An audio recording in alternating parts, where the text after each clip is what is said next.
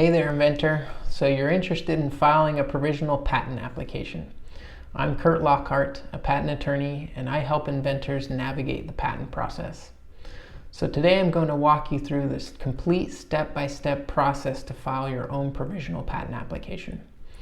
A provisional patent application is a great starting point for many individual and early stage inventors. It gives you patent pending status for 12 months while you explore the market viability for your invention. Are you ready to get started? All right, let's jump in. All right, so the first thing you're going to want to do is make sure you have all the documents that you're going to file ready. And so for the provisional patent application, really the main document you want is the specification, which is the written description of your invention. Drawings are not required, but it's nice to have as support. So if you do have any sort of drawings or diagrams or sketches that help support your invention, you can also include those as well. And then the last document that's going to be important, especially for a lot of individual inventors, is this certification of microentity status. And so microentity status is a way that you can get the filing fees reduced by 75%. And so for a lot of individuals, lower income inventors that are filing, they're going to qualify for the microentity status. So if you go to USPTO microentity status, and then you click on that, there's a description of the microentity status and how you qualify. And so gross income is a common way. So if you scroll down to gross income basis, and so there are really 4 requirements you have to meet. And so first you have to qualify as a small entity, which individuals do unless they're assigning their patent rights to a company or an individual that doesn't qualify. For business purposes, if you have fewer than 500 employees or you're an individual, you'll meet that requirement.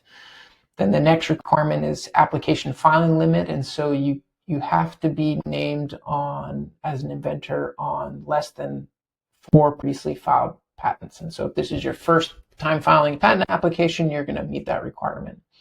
And then the last one is the gross income, and there's a maximum qualifying gross income. So if you click here, it'll take you down, and it is currently $241,830. So if you have a gross income less than that, then you would qualify as a micro entity. And then the last requirement is you just can't assign your patent rights to like a business or an individual that doesn't qualify under that maximum gross income limit. So if you qualify for a micro entity status, you can grab this certification of microentity status gross income basis form, and then you'll just fill it out. So you'll stick your name as the inventor, the title of the invention, and then you'll sign the form down here and date it. And then you won't need a registration number if you're filing as an individual. That's just if you're a registered patent practitioner. And so once you have those documents ready to submit and a payment method for the filing fees, you can go to USPTO.gov. This is the United States Patent and Trademark Office's website. And if you go to patents and apply for a patent, and then you can open Patent Center. And under new submission, it's going to be a utility provisional application. And then you'll get this pop-up that says, it basically prompts you to sign in. So you can continue as a guest and file that way, or you can sign in and create a USPTO account. It's nice to have an account because then you can track your application. When you go to convert it to a non-provisional application, you can track the status in there. But you can, for sake of simplicity and quick filing, you can also file just as a guest user. If you create a USPTO account, there's a verification process you have to go through that can be lengthy. So for our purposes, we'll just file under a guest user. So we'll hit continue.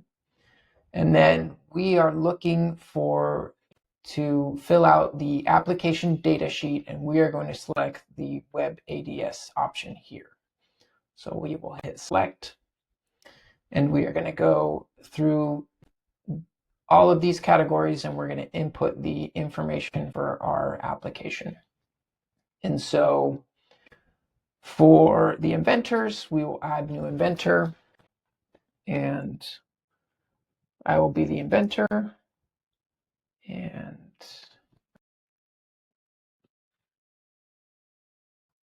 we'll stick our contact information in here.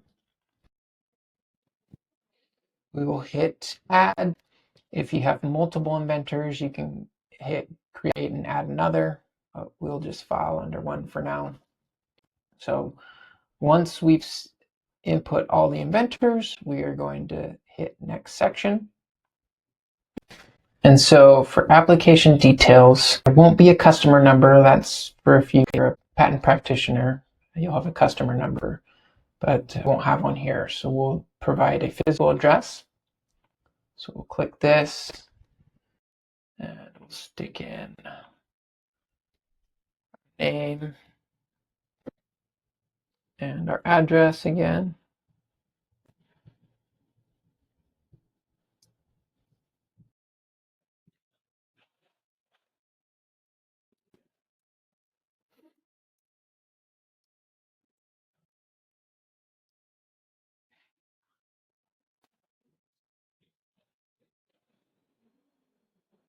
Then we will input our title here, which will be Kinetic Energy Steam Phone Case. And then these sections are optional. There won't be an attorney docket number since you're filing as an individual. So we'll go ahead and set the entity status to small. We'll actually select micro later on. Little drawing sheets. We only have one. You can put one there. You can put one there as well. These are optional, so you don't need to put anything there if you don't want to. They're not filing by reference, so we won't need to select this box. And so then we'll hit next section. This is for representative type. This section is optional, and since we are not represented, we can go ahead and skip this section. This section, first inventor to file section, will also not apply. This is if this application was somehow claiming priority to an application that was filed clear back before March 16, 2013. So that's not going to apply in this case, so we can skip this section as well.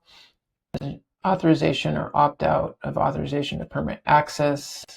This section will not be applicable as well. We can go ahead and skip this, opting out of permitting access for foreign IP offices.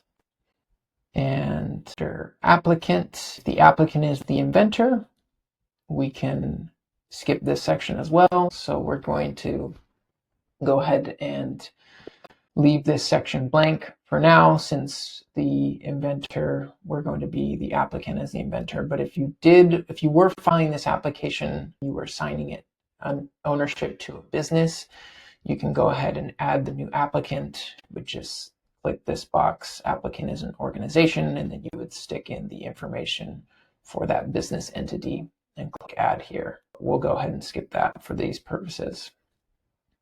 This section is if there was an assignment of ownership outside of the inventor or the applicant. If it's a business, if there's a third party that has ownership interest in this patent, you can add them here. We will go ahead and skip that for this purposes too. We'll go to next section, which is the summary. Make sure everything's filled out okay. And then we will go to sign this form. At the very bottom, we will input our signature like this. And there's no registration number, unless that would be for a registered patent attorney to put there. So we'll hit continue. So when we add our files, the patent office prefers the specification in docx format. So we'll go ahead and provide it in that format. it will also accept PDF. So we'll upload our specification, and it automatically gives it a description specification. We'll go ahead and include our drawings, and it also gave it a description. And then we will include our certification of microentity status. And that one would not get a description, so we'll go ahead and input that description. So we want certification of microentities, gross income status.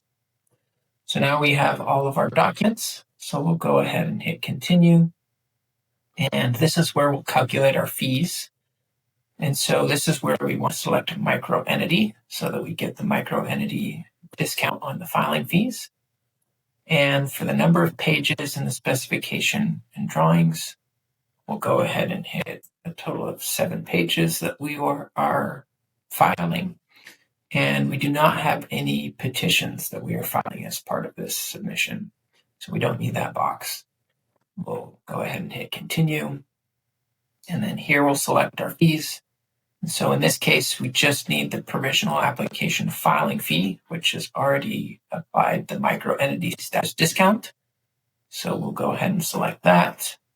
And we won't need any of these other optional fees. So we will hit continue. And this is where we'll review everything. Make sure we've got our application data sheet, our specification, our drawings, our certification of microentity status, and we are submitting a utility provisional application, and we are microentity status. And so if everything looks good, we've got our filing fee. We'll go ahead and input our name as filer. And then this is where we'd hit submit here. And then on the next page, you're going to get a filing receipt. And the filing receipt is going to have your application number. So you want to make sure to save a copy of that. That'll be important when you go to convert the application to a non-provisional. You can reference that provisional application number. And then on the next page, you'll also pay the filing fees as well. So I'm not going to submit it just because this is a demo, but that's what you'd hit submit, and then you would pay the fees on the next page, and you get your filing receipt that you can save. The more details you put in your provisional patent application, the stronger it will be to support your later filed non-provisional application. The provisional application is just the starting point. It's not an actual patent. You'll have to convert your provisional application to a non-provisional application for it to become an actual patent. Your provisional application expires in exactly 12 months from your original filing date. And this deadline cannot be extended, so you want to track this deadline closely. If you have any questions about the patent process, feel free to reach out. I'm always happy to help.